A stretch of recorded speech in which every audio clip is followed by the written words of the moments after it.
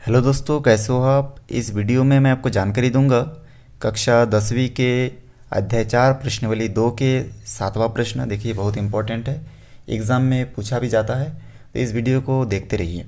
यहाँ पे सबसे पहले दिया है, यदि किसी समांतर श्रेणी के पी वे पद क्यू वे पदों का माध्य आर वे पद और एस वे पदों के माध्य के बराबर है, तो प्रूफ करना है कि ये जो पी और क्यू वा पद, इसको जोड़ने से आर और एस वा पद को अगर जोड़ देंगे तो इन दोनों का मान एक दूसरे के बराबर है। मतलब इतना बराबर इतना है कि नहीं, वो हमको प्रूफ करके बताना है।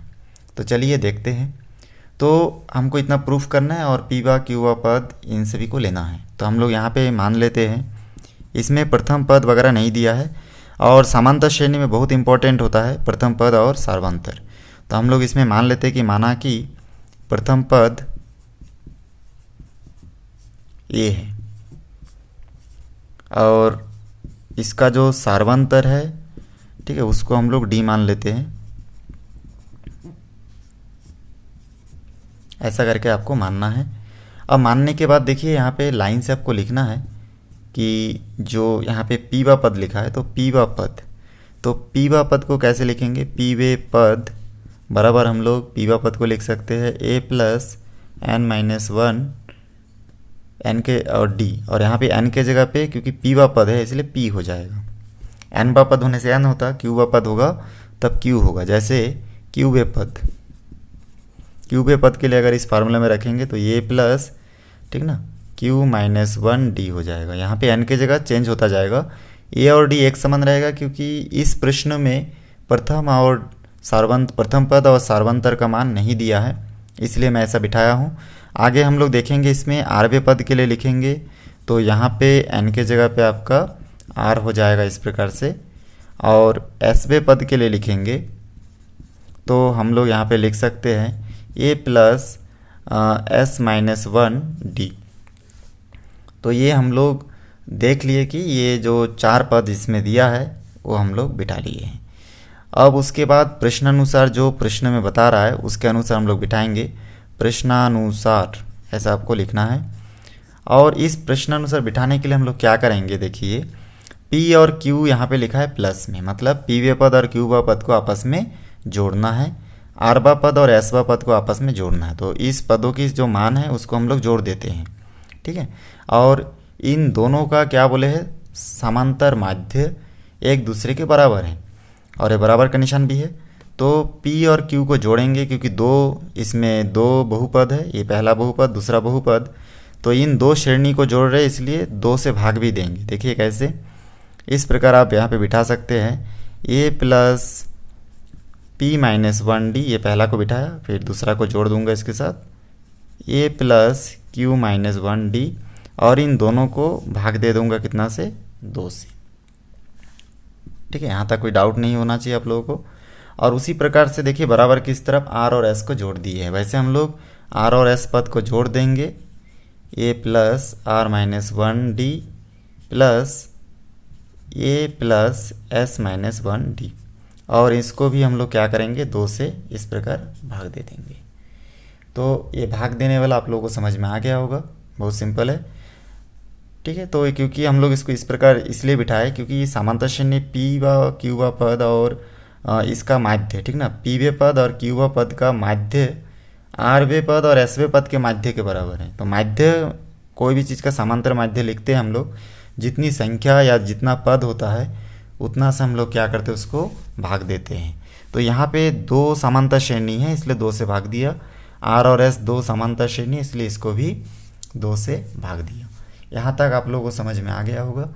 चलिए इसके आगे बढ़ते हैं। अब यहाँ पे देखिए बराबर के दोनों तरफ ये दो दो होने के कारण ये आपस में कट जाएगा, खाली यहाँ पे ऊपर का जो संख्या है वही हमारा बचा है। तो इसको हम लोग देखिए कैसे लिख सकते हैं। तो यहाँ पे हम लोग देखेंगे कि इसको लिखने के लिए यहाँ पे हम लोग बराबर की इस तरफ से सभी संख्याओं को इस तरफ पक्षांतर करके लिख सकते हैं। तो चलिए कैसे देखते हैं। तो यहाँ से हम लोग हल करना शुरू करेंगे, और इन जो संख्या बचा है बटे के ऊपर उन सभी संख्या को इधर पक्षांतर कर देंगे। तो यहाँ पे पहले इस पद को मैं लिख लेता हूँ,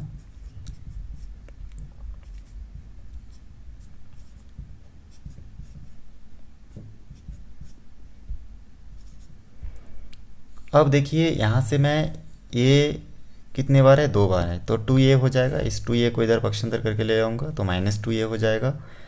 और ये दोनों बचा है, इन दोनों को भी मैं इधर पक्षांतर करके ले आऊँगा तो हो जाएगा -r1d, ठीक ना, क्योंकि r-1d के यहाँ सामने प्लस है इसलिए ये इधर आके माइनस हो गया, इस तरह पक्षांतर किए तो।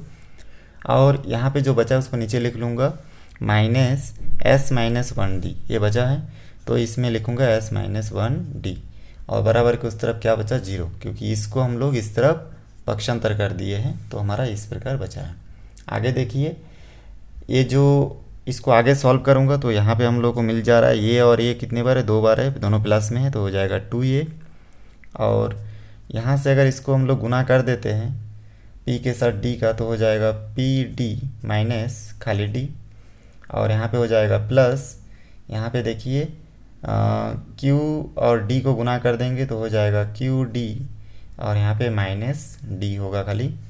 यहाँ पे जो जो बचा है उसको लिख लेंगे -2a माइनस, इस d को भी अंदर गुना कर दूंगा तो हो जाएगा rd, और ये माइनस माइनस हो जाएगा प्लस, और d के साथ 1 का गुना हो जाएगा तो हो जाएगा d।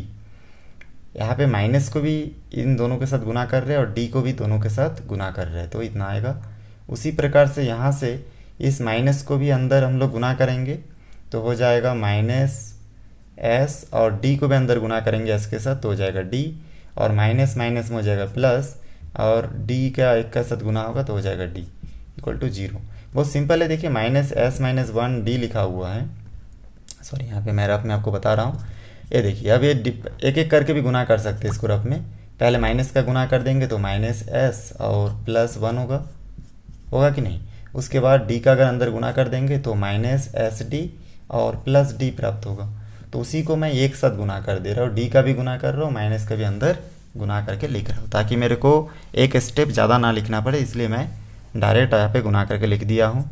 यहाँ पे हम लोग देखेंगे ये दोनों आपस में कट रहे हैं, दिख रहा है आप लोगों को, और इसमें कौन कौन सा एक समान है जो आपस में कटेगा, जैसे -d और +d, -d और +d, तो ये कट चुका है। यहाँ पे खाली क्या क्या बचा देखिए, pd बचा, प्लस q और d बचा, -r और d बचा, -s और d बचा है, और बराबर 0। सभी में एक चीज़ कॉमन है, वो है आपका d, तो d को कॉमन ले लेंगे तो बचेगा p, यहाँ पे q, यहाँ पे r बचेगा तो -r, और यहाँ पे आपका -s बचा बराबर 0। d को पक्षांतर उधर कर दूंगा तो d उधर 0 के साथ गुना हो जाएगा, भाग हो जाएगा और वहाँ पे 0 हो जाएगा, तो p q -r -s equal to 0 बचा है। ये दोनों माइनस में, ये दोनों प्लस में, दोनों को उधर पक्षांतर कर दूंगा तो फिर यहाँ से हम लोग को प्राप्त होगा p + q, और बराबर के उस तरफ जाके ये माइनस दोनों क्या हो जाएगा, प्लस में चेंज हो जाएगा। तो इतना हमको प्रूफ करने के लिए कहा गया था, और वो बहुत सिंपल तरीके से देखिए प्रूफ भी हमारा हो चुका है। तो वीडियो को शुरू से आखिरी तक देखने के लिए धन्यवाद।